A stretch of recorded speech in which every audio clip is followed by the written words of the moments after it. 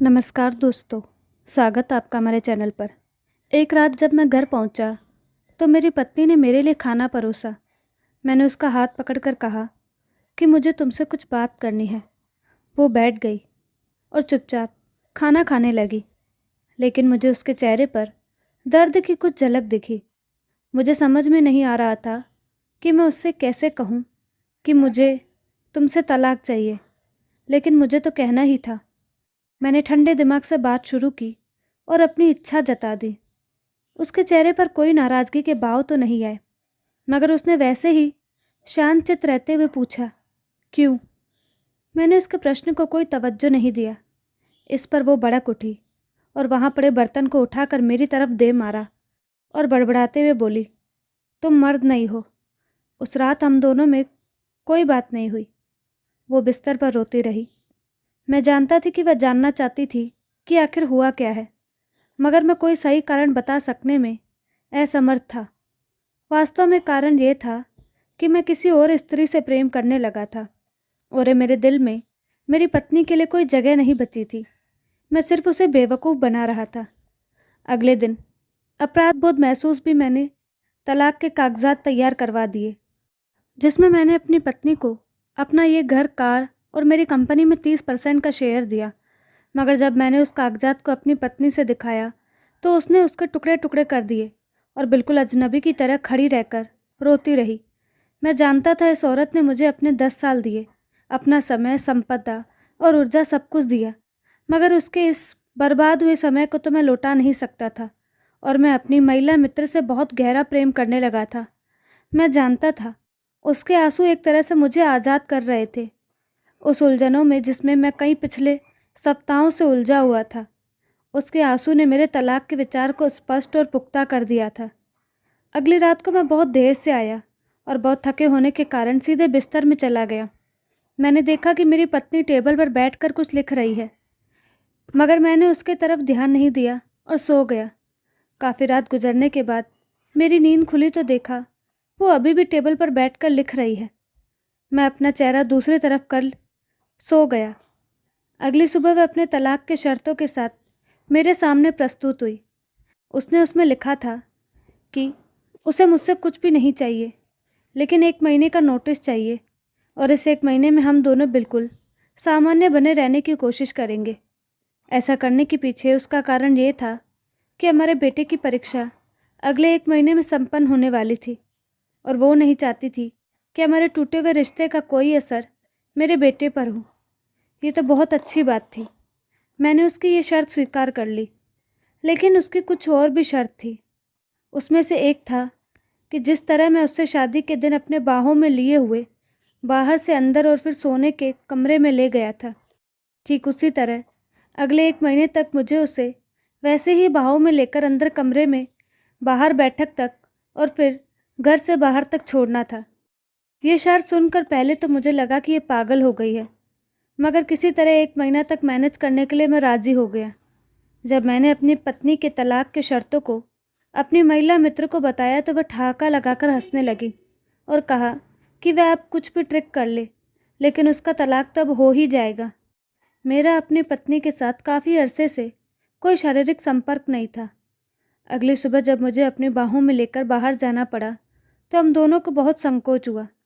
मेरा बेटा हमारे पीछे से खड़ा होकर हंसता हुआ ताली बजा रहा था, ये सोच कर कि पापा माँ को बाहों में लेकर चल रहे हैं। ये सोचकर मुझे बहुत तकलीफ़ हुई।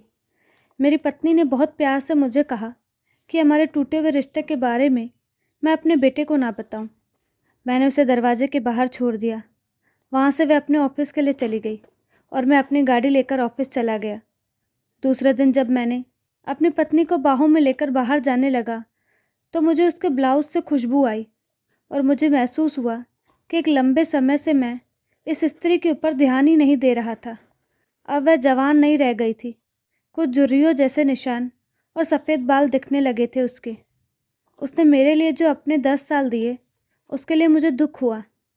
चौथे दिन मुझे महसूस हुआ कि हमारे बीच अपनापन और नज़दीकी वापस आने वाली है, लेकिन मैंने कुछ नहीं कहा और उसे दरवाजे के बाहर छोड़कर ऑफिस के लिए निकल गया।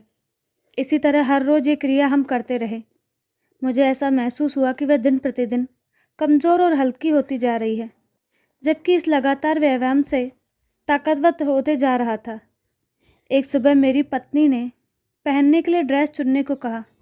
वो एक एक ड्रेस को पहनकर देखती थी, मगर उसके कमज़ोर और दुबली पतली होने के कारण उसी के ड्रेस उसे फिट नहीं हो रहे थे। मैं ये सोचकर बहुत व्यथित हुआ कि मेरी पत्नी ने अपने दर्द और तकलीफ़ों को इस कदर अपने अंदर छुपा लिया है कि इसका असर उसके सेहत पर हो रहा है। वह हर रोज़ दुबली और हल्की होती जा रही है, तभी तो मैं उसे आसानी से उठा पाता हूँ। तभी मेरा बेटा आकर बोला, पापा, मम्मी को बाहों में उठाकर बाहर छोड़ने का समय हो गया है।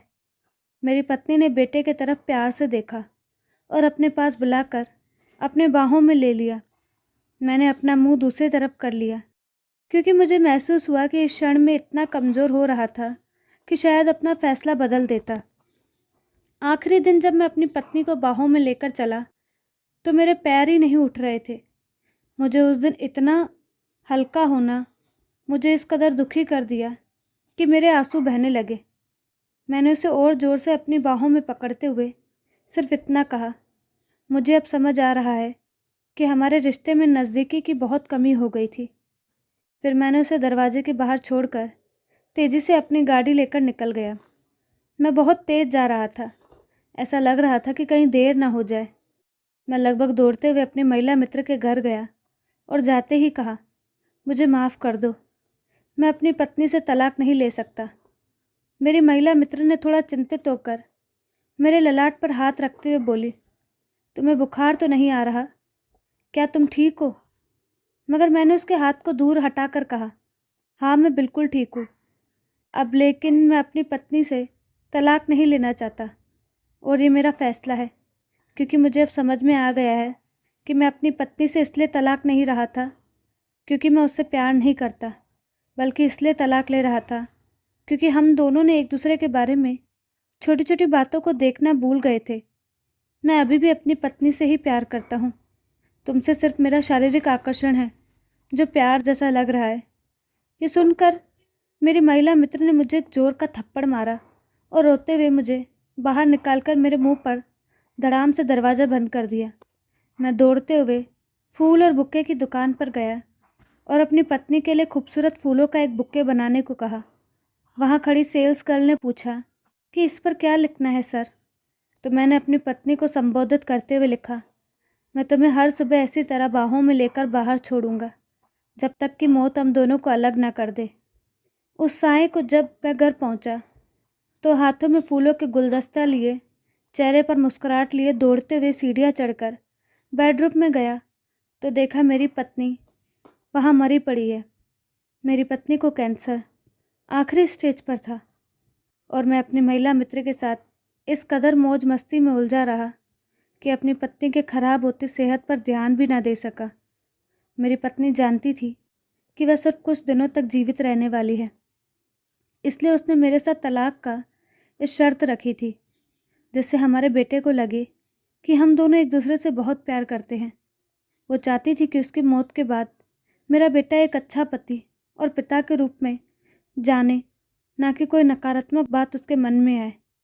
हमारे जीवन में धन संपत्ति, कार, बंगला, ये सब जीवन को आसान तो बना देते हैं, मगर एक खुशहाल जीवन नहीं बना सकते। खुशहाल जीवन के लिए हम सबको एक दूसरे की छोटी छोटी बातों, छोटी छोटी खुशियों का ख्याल रखना चाहिए। तो दोस्तों, आपको कहानी कैसी लगी? अपनी राय कमेंट बॉक्स में ज़रूर दें और साथ ही हमारे चैनल को लाइक, शेयर, सब्सक्राइब करना ना भूलें। धन्यवाद।